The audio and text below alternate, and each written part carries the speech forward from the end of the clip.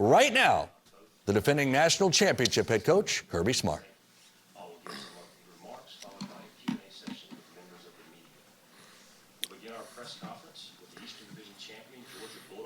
Kirby Smart. Coach, welcome back to the SEC championship game. Would you mind making some opening statements before we take questions? I'll start with the tremendous job that our conference does. They are really incredible at preparing for this event. It's one of the best games to play in since I've been a coach. It's a great environment, and I think they do a tremendous job. Proud of our team, what they've done to get to this point and get an opportunity to play in this game. It means you've won your division, and that's one of the toughest things to do in the SEC. A lot of respect for Brian Kelly and the LSU program. What a tremendous job he's done in his first year there, and we're looking forward to the opportunity to play in Atlanta. Members of the media, please utilize the raise hand function on the bottom of your screen for questions. And we'll begin with Anthony Dasher of UGAsports.com. Recording in progress.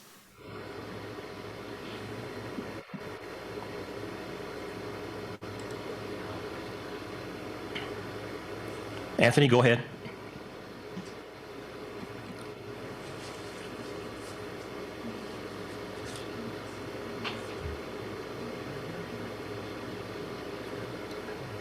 Anthony, if you could unmute your line and ask your question.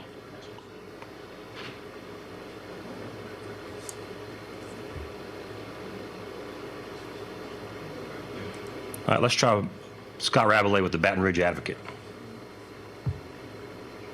Hey, Kirby, y'all can hear me right here? Yes. Okay. Just wanted your thoughts to think back when you were a young assistant at LSU, and we're looking at your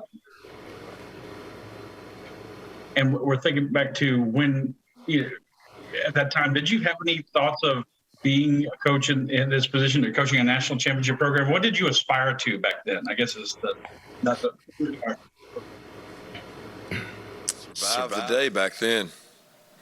That was quite some time ago, and was my first full-time SEC job, I guess. I'd come off being a graduate assistant at Florida State, and I'd been a full-time assistant at Valdosta State previous to that. But it was my first time coaching in the SEC. It was a really competitive environment, and it was the year following their national championship there in 2003. So a lot of, tough times and getting acclimated, and a lot of expectations after winning the national championship. And we had a lot of good players coming back on that team. I think most of the defensive players were back off that national championship team. So it was an exciting year. I learned a lot of football that season. But as far as aspiring to where I am now, there was not really thinking about that then.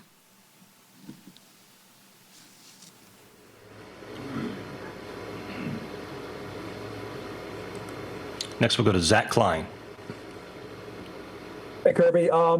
Last time we talked to you, you were just starting your preparation and taking a look at LSU on Sunday, Monday. Just 3-4 days later, just anything else kind of stand out when you've had additional days to take a look and break down their film? Yeah, they got a lot of talent, a lot of really fast, athletic players. When you look across the skill level of both sides of the ball for them, they got great size and great speed. They got one of the most physical offensive lines we've played. They're really, really talented in the red area defensive area and red area offense, which we worked on hard yesterday, and then third down as well. They're really they do a great job offensively on third down because they don't get in very many third and long situations.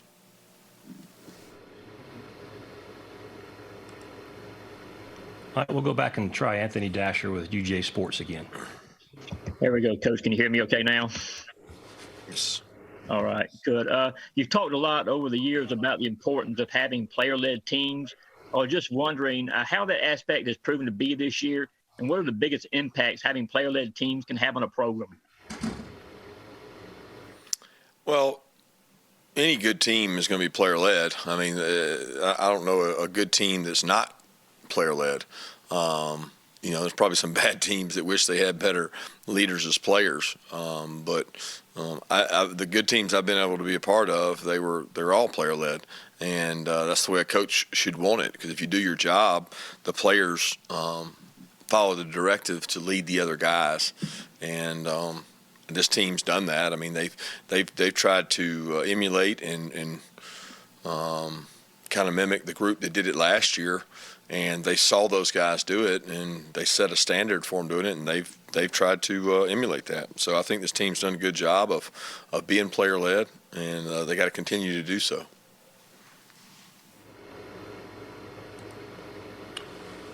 Next we'll go to Michael Lurzo at the Union Recorder.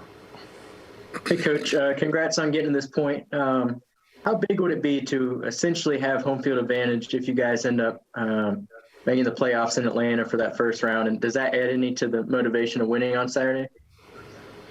Not really. There's no thought about the next step. There's such a long break between this step and next step. This is the culmination of the season, and it's the next opportunity. We'll cross that bridge when we get to it.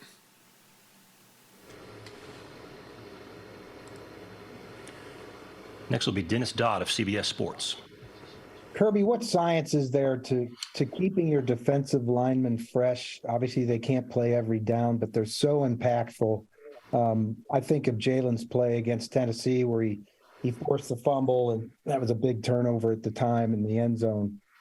What goes into that to keep those guys, fresh and not wearing out? Well, is the number one thing. It helps to have depth where you can play multiple players and not have a large drop-off. But I don't think anybody in the country would tell you they have enough defensive linemen. It's a rotational position. It requires extreme effort and strain. We sell conditioning all year. We condition multiple times a week, and we tell our kids if you want to be a really good football team, you got to be best conditioned. And best conditioned is not a word. It's a requirement and a strain that you have to put into practice. And we just hope that we've conditioned enough to be at our best in moments like this Saturday.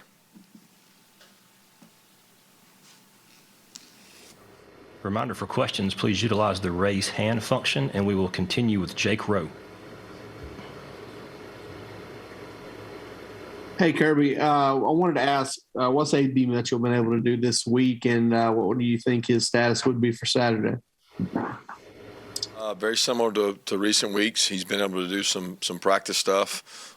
He's been able to go out there and rep, and the hopes are that he's able to contribute.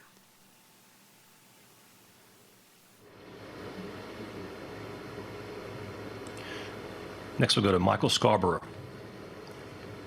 Coach Smart, what is your thoughts on looking at freshman linebacker Harold Perkins for LSU after you've watched him on film? Extremely athletic, very twitchy. We've had a crossover with them on several teams we've played this year, whether that be Tennessee, Mississippi State, Florida, a couple others, Auburn, I think. And he's just extremely athletic, and I think they do a tremendous job utilizing his skill set, whether it's an edge rusher, interior rusher, spy, zone coverage guy, man-to-man guy. He is he's a force to be reckoned with. He's very talented.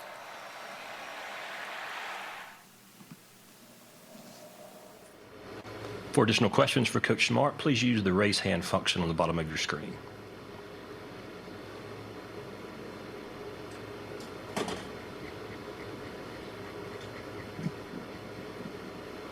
Next, we have Mike Griffith of AJC Dog Nation.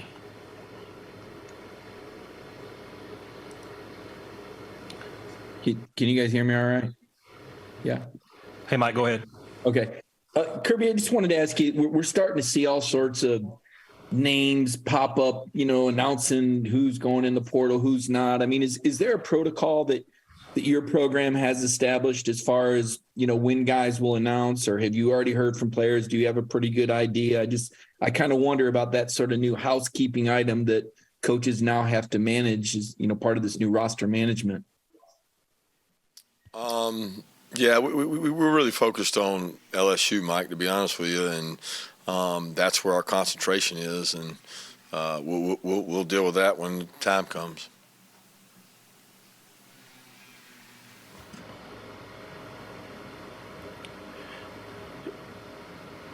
Next, we have Chip Towers of the AJC. Yeah, Coach, obviously this is a tough game. What makes this such a tough game to win? Your team in the one of the best conferences, the team that won the most games or won their division on the other side. It's a matchup of the two what usually is the two best teams in the SEC, which is a really competitive conference. So it's a championship game. It's a lot of talent on both sides of the ball, and it's an opportunity to win the conference that has represented so much in college football in recent years.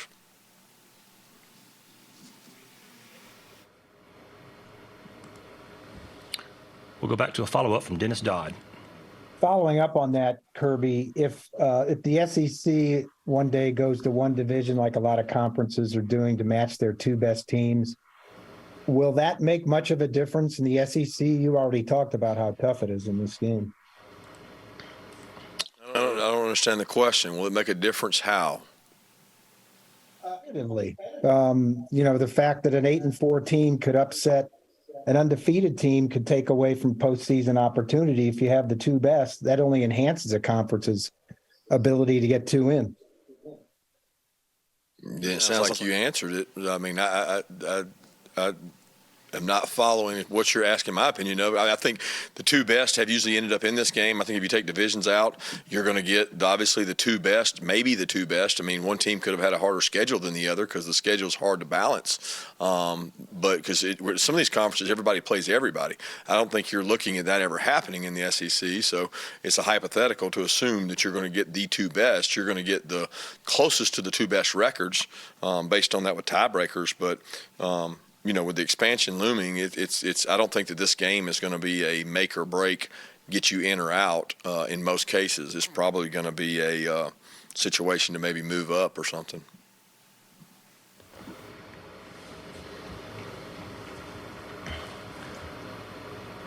If there are any additional questions, please use the raise hand function.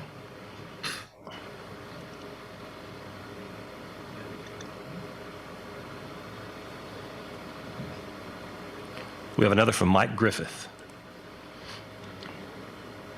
Kirby, there's obviously news today about the expanded playoffs in 2024, last night really, in 2024. And I guess as the seasons have continued to be expanded recently, how is that, or does that play into, how many snaps you play, guys? I mean, is there any saving players? Is there any conscious effort to try to keep guys fresh going into late November, early December, or is the league just too competitive where, you've got to keep your guys out there for, indeterminate snaps?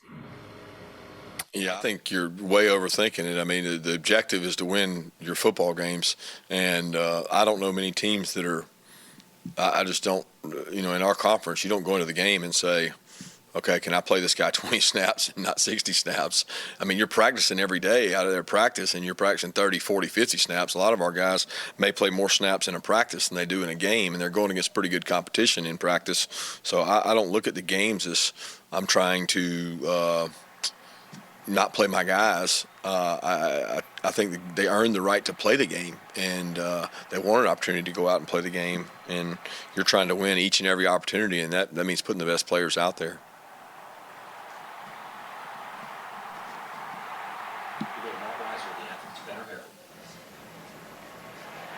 Kirby, I guess with the transfer portal, heating up, I guess next week, have you guys identified as a staff, need for this cycle in terms of position where you might want to show up? Yeah, that's not really a conversation piece for us right now. I mean, we have a process in our organization. We have different divisions. Everybody has a timeline for what they're working on. We have, recruiting staff that works recruiting year round. We got player development staff. We've got, all these facets within our organization that they're working on their parts year round. And the most important part right now is our coaching staff and our team preparing for LSU, and that's really where our focus is.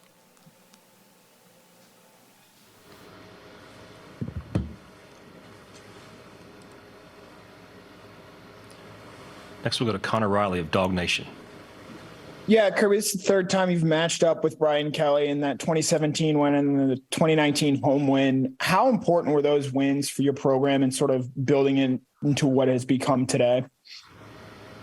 Well, I think they were great matches. They were national exposure game. Anytime you're playing Notre Dame, it's not about just Brian Kelly, just about Notre Dame's name across the country. Certainly helps you maybe recruit across the country and become a national brand and play on a national stage. And that's what Notre Dame gave us an opportunity to do. They were both really hard-fought, physical football games in both cases, and got a lot of respect for Notre Dame's program. And I thought it was great for college football to have, Notre Dame and Georgia matched up in those two games.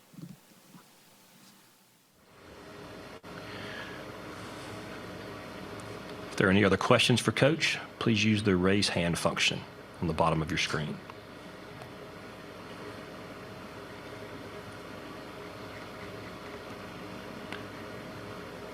We have another from Chip Towers of the AJC.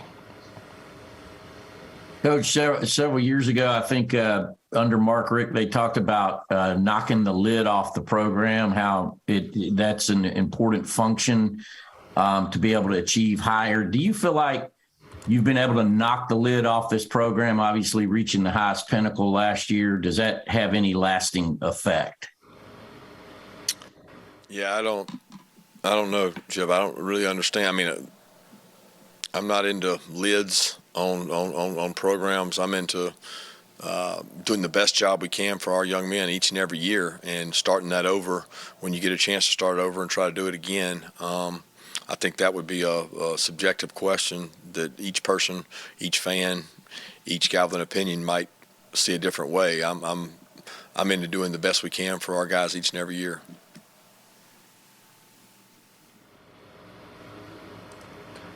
Next, we'll go to Meadow Barrow of the Red and Black. Coach, what mindset do you want your players to have going into this game? And what are some of the things that you've said to them this week in order to prepare them for this weekend? That preparation is the key to any game, and that this is no different than our other SEC games we've had in terms of the differences. We're playing at a neutral site. It's an opportunity to go out there and play, and nobody else is going to be playing in our conference but us. So all your peers get to watch this game. It's one of the most watched games of any football season. And we've talked long and hard about, being at our best when our best is needed. Those critical situations in games that decide games, they'll decide this game no different, whether that's turnovers, explosives, red area, or third downs. Next, we'll go to Wilson Alexander. Hey, Kirby, when you're looking at this LSU team, there's a lot of transfers on this team that it's a big piece of the reason that they're here. When you're scouting them over this week, how much are those transfers standing out? Obviously, you might not have looked at LSU much on film last year, but how much are those guys sort of showing up when you're looking at the film? Yeah, a lot. When their staff got hired and got put in place, I would, it's hard to compare that against other programs across the board in the SEC, but I would argue they did the best job of filling holes and creating roster opportunities for guys coming in. And, you start with the quarterback. I mean, the quarterback's played phenomenal for them, and he's a tremendous athlete, and he's been a tremendous asset for them. But they also filled some really big holes on defense with transfers. They hit on the right guys, and probably if they don't do as good a job, it's hard to say where they would be right now, but they put together some really good defensive players as well as quarterback. We'll go to Palmer Thomas, Dalton's HQ. Yeah, Kirby, Georgia and LSU have matched up 5 times in the SEC championship, second most of anybody. What is it about these two programs that they've been able to sustain success over the course of several different coaches? Yeah, it's the geographic areas. They both have great high school football in and around their universities. The proximity to good players is they've got New Orleans right down the road. We've got Atlanta. Per capita, when you look across the NFL, the state of Georgia and state of Louisiana are always near the top. So that has a lot to do with the success of the programs.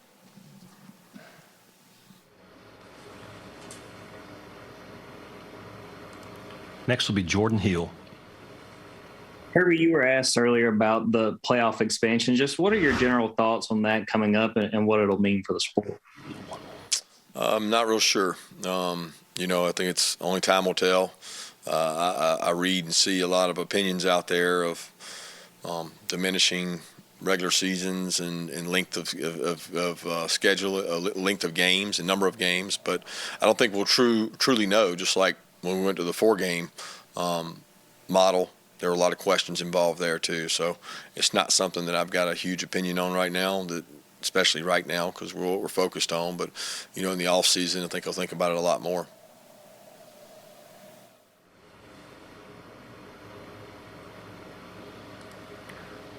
We have time for one more question. I think we'll go to Anthony Dasher for a follow-up.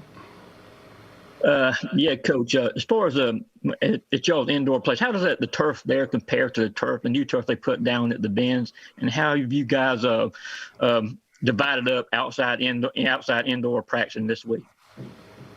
It's very similar. There's a little bit newer model of it there at the Mercedes, but very similar to ours. And we've practiced. We've had some weather, so we've been inside and out each day, but mostly inside.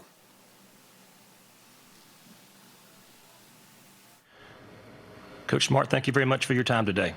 Good luck, and we'll see you in Atlanta on Friday.